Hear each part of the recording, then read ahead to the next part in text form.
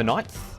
The Parasports Coach 1600 handicap, and Tuchel carries an extra £7 for that third behind Beauty Eternal last time. Spirited Express comes back in trip.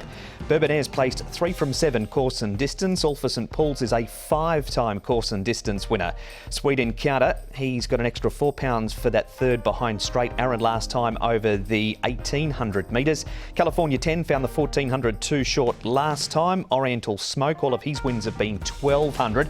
Beauty Verse is out of the Queen Mother Memorial. Flaming Rabbit goes to the mile. Amazing Victory comes back into Class 2, and Drombeg Benner is getting a claim for Ellis Wong down the bottom of the book, Tom. And all for St Paul's. He likes to lead, but he might have to set a decent tempo doing it. And because he's got company from Drombeg Benner, who of course can go forward, and he's got Alice Wong, who might only be carrying £110 here, whether he can do that or not, or if he's going to put a couple over here on Drombeg Benner. Alice Tuchel, of course, he came back from 2,000 metres to 1,400 metres. He should be handy here from 1,600 metres. Flaming Rabbit might be the odd one out with the Sweet Encounter. What do they do with the Sweet Encounter, I wonder, from Barry number 10. Spirited Express, like they normally do with him, probably goes back. Sweet Encounter is the focus of our first interview, though. Brenton Avdulla takes the ride for John Size. Brenton Avdulla, Sweet Encounter is one of your rides on Sunday afternoon. You've had an opportunity to trial the horse. What have you made of him? Yeah, he trialled well.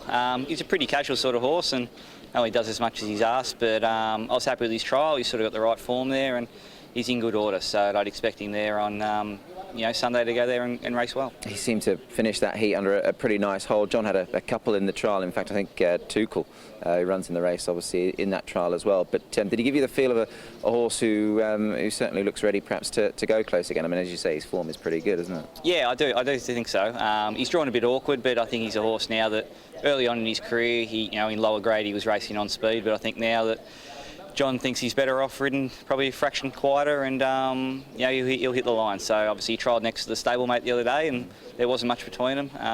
But yeah, like I said, I'd expect him to go there and run well.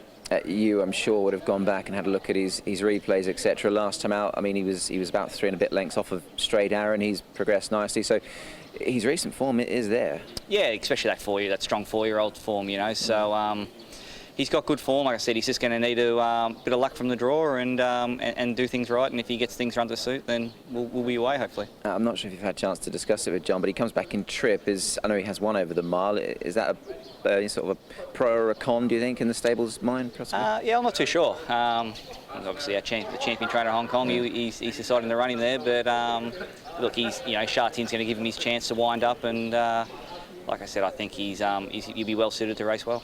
What about yourself, Brenton? You've had a bit of time to bed in now, obviously, and the ride's seemingly coming, quite along quite well. And a couple of horses have gone close for you. I think there's been 3 or 4 thirds there so far, and those that have filled the frame. So the momentum's gradually beginning to build.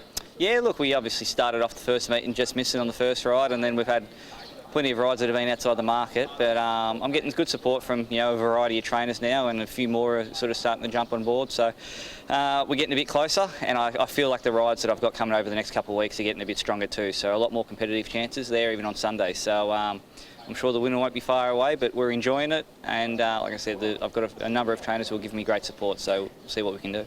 Brenton, you're well versed at this game, but what's been the biggest learning curve since you've arrived in Hong Kong? Oh, look, I find the racing's the most comfortable I am is when I'm out on track. Yeah. I feel I've adapted to the racing really well. It's just now about obviously getting on the right horses at the right time. It's obviously at home I've got a manager, and here it's doing it a lot of yourself. I have got a little bit of help for the first couple of months, but just trying to get on the right horses. Obviously there's a small pool of horses, and the difference between a class 4 to a class 3 or a class 5 is a big difference. So just trying to find those horses that are going up in grade and down in weight, or down in grade up in weight, and just getting on them at the right time. We mentioned Hong Kong Direct with Mick D as a special guest. Brenton Avdulla also features on the show. He weighs in, so you can learn a little bit more about Brenton, including his love of greyhound racing. So it's on the website, hkjc.com, audio, video and Hong Kong Direct, and that man was the host this week. So that was a Sweet Encounter, Tom. We move on now to Drombeg Benner leading. He's actually outside the leader here. Tuchel runs third. He's had 3 starts at the 1600, yet to win, but 3 placings. Yeah, last time Tuchel, of course, he was coming out of the Derby 2,000 metres, coming back to 1,400 metres. I don't think that's overly easy to do, and he wanted to get a bit keen and the mouth got open. You can see he's covering ground around the home turn here, but he stuck on well. I think coming up to 1,600 metres from the 1,400 metres, 16 I think probably right at his sweet spot to really, even though all of his wins early on in his career have been the 1400 metres. What do they do with Drombig Banner? How much pressure do they apply with him, and also the other horse that goes forward to All for St Paul's? So look, he might find it a little tough here, even though he's got the lightweight. But I think Tuchel, definitely the one to beat here, even though that horse on his outside, Beauty Eternal, has since been beaten. The form is solid. That's what he's done, Tom. 12 starts in Hong Kong, 4 wins, 5 placings. He's got Zach Purton on, great record on the horse, 6 rides for 3 wins and a couple of thirds. Yeah, he's right up at the top of the weights here, but he's got quality about him. He's just a 4-year-old, so I think he's still got an opportunity this season to win a race like this, and maybe even pick off one of those sort of Group 3s at the back end of the season coming up.